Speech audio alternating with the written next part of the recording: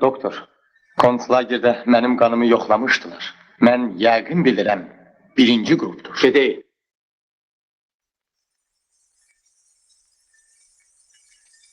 Soyunun.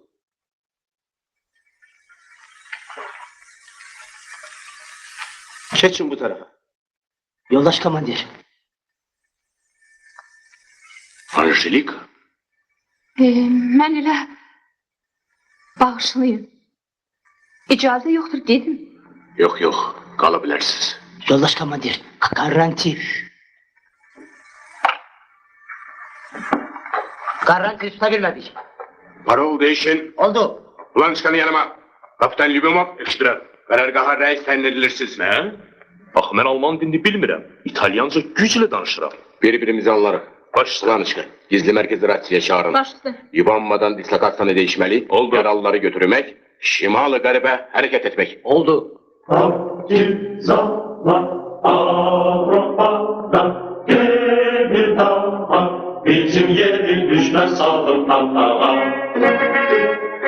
Bizim güller, bizim dağlar, bizim deniz, kurtararım esirlikten Sicil'i. Partizanlar, partizanlar, partizanlar, biz hazırız dönüşe.